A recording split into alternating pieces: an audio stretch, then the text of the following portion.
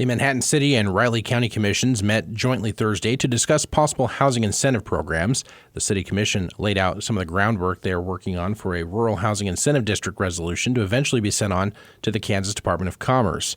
Mayor Wynn Butler says he wants both commissions to be on the same page before any resolution is sent off to the state. So primarily what we're interested in is, are there, major negatives that we need to think about, because there is some flexibility in how this is structured. It doesn't have to be all or nothing. The commission is focused on workforce housing, and city officials are trying to make those projects more financially interesting to property developers.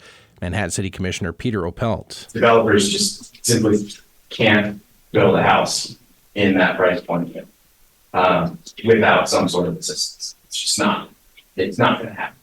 A rural housing incentive district captures the increase in real property taxes created by a housing development project for up to 25 years. The revenue can then be used for reimbursement for incurred costs or to pay debt service on bonds. Riley County officials agreed Thursday to hold a work retreat in the future to further discuss facility upgrades and how to fund them. Commissioners were presented with several ways to pay for upgrades, either by bonding or possibly utilizing sales tax, but decided to have a more in-depth conversation first on what upgrades are needed.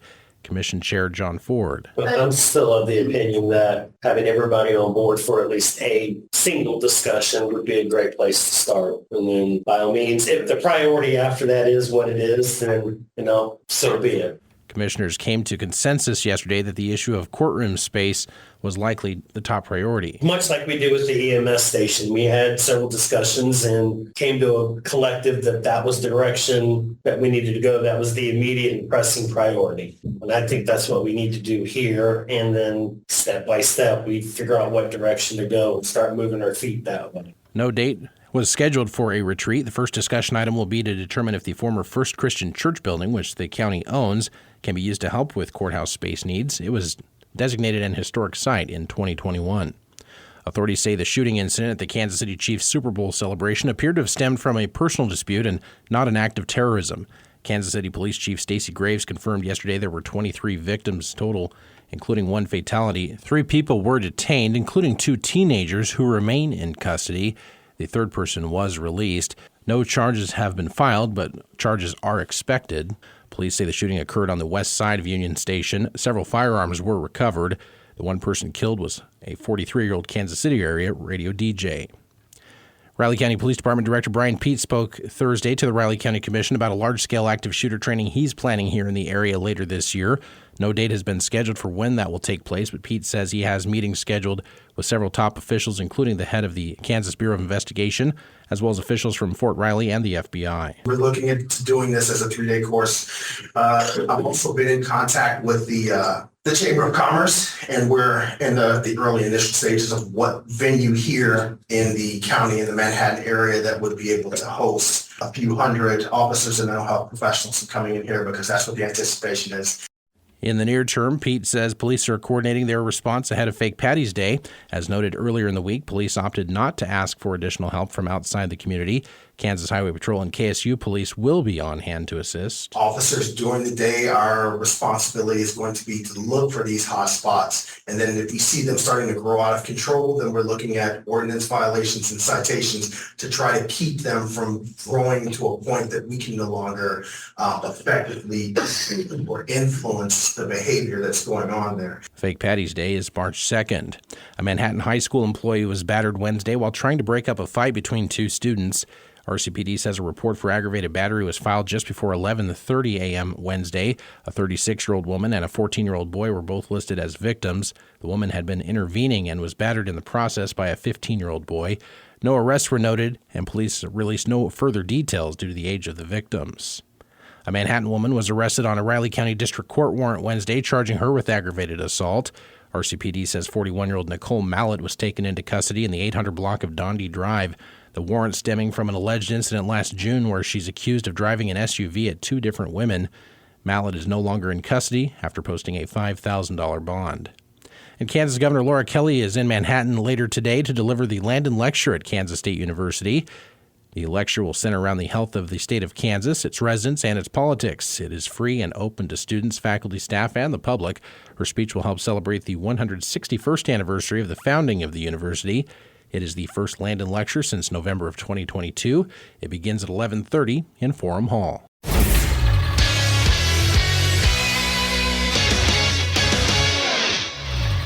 Good morning, I'm Troy Coverdale with your sports headlines as K-Man's Morning News continues. The first seed reveal in preparation for the NCAA women's basketball tournament next month has K-State at number 13. The Wildcats into the top 16 seeds that were shown last night as they prepare for a home matchup with UCF at 4 tomorrow afternoon. The 21-4 Wildcats find themselves within a field of potential seeds that includes the defending champions from LSU at number 14 and traditional power UConn at number 12. They would be one of two teams seeded from the Big 12 if the tournament brackets were announced today officially. The other would be Texas at number 8.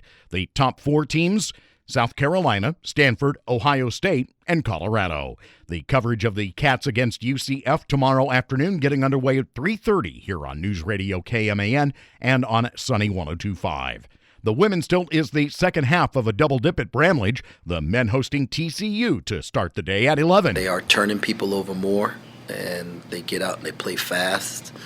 They've got the third oldest team in Division I basketball. They're never out of a game. It doesn't matter if they're down big. They just seem to just keep grinding. Jamie does a really good job with those guys. So they're tough to play against and tough to prepare for. Cats coach Jerome Tang's team off since last Saturday's bid at a comeback win at BYU. We're where we thought we could be right now.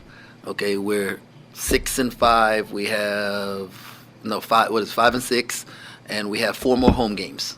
I feel like we're in a good spot.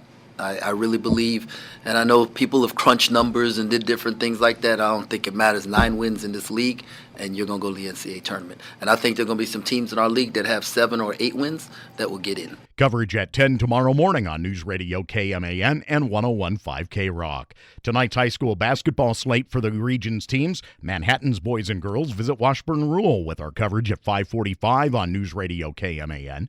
Junction City visits Emporia. Wamegos boys and girls play at Concordia. Riley County travels to Rossville. Silver Lake is at Rock Creek. Frankfort travels to Washington County, and Blue Valley Randolph will host Axtell. The new baseball season starts tonight for K-State as it opens against Cal in a nationally televised affair in Scottsdale, Arizona. We all came here for expectations, and I'm not so sure the expectations were there earlier, but our kids have earned the right and commanded the right to have high preseason expectations, and we just need to sustain them. Pete Hughes' team to start the year at 7 on MLB Network tonight. Streaming on newsradiokman.com will get underway at 6:30. They'll continue the MLB Desert Invitational tomorrow against Boston College, and again Sunday they match up with Georgetown, both of those games at 1. Boys Regional Wrestling gets underway this morning with the second-ranked team in 6A, Manhattan, in a field that also includes rivals Washburn Rural and Junction City. The 6A Regional at Wichita North High School starting at 11. Wamego and Rock Creek's teams are headed to Colby for the 4A affair. Riley County is wrestling at Rossville in the 3A tournament today. Reports get underway this morning at 11. They'll continue through the next 2 days on News Radio KMAN. Consensus All-American and 2-time Big 12 Offensive Lineman of the Year Cooper Beebe has been named the Big 12 Football Scholar Athlete of the Year in a vote of the league's coaches. Beebe becomes the third Wildcat to gain that honor since the award's inception in 2012, joining wideout Tyler Lockett and offensive lineman Adam Holtorf. K-State Librero Mackenzie Morris was named the Volleyball Scholar Athlete of the Year as well Thursday, becoming the first player in conference history to earn that academic award twice. Morris is just one of 2 players in program history to earn the distinction all-time, alongside libero Kirsten Kober, who picked up the honor in 2015. The mass shooting that unfolded amid throngs of people at the Chiefs' Super Bowl celebration on Wednesday, killing 1 and wounding more than 24, appeared to stem from a dispute between several people, authorities said Thursday. Police Chief Stacey Graves saying that the 23 injured in the shooting ranged between the ages of 8 and 47, half under the age of 16. Among those helping in the moments after the shooting, members of the Chiefs team and staff, including Ladarius Sneed. Oh, yeah, definitely. I said I was trying to be a hero myself, trying to find the kids and trying to look for the bad guys myself, and, just hopefully I'm happy everyone, came out safe and everyone who was involved and got hurt, for their family. 2 juveniles remain detained by Kansas City police, but charges have not yet been filed. Caitlin Clark wasted no time becoming the NCAA's career scoring leader for women, taking less than 3 minutes to score the 8 points needed to break Kelsey Plum's record last night. She did it with a signature shot, a 35-foot three-pointer that hit nothing but the bottom of the net.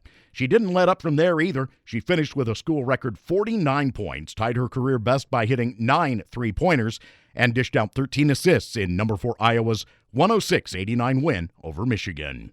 Coming up today on News Radio KMAN, we will have wrestling regional reports beginning at 11 o'clock for you.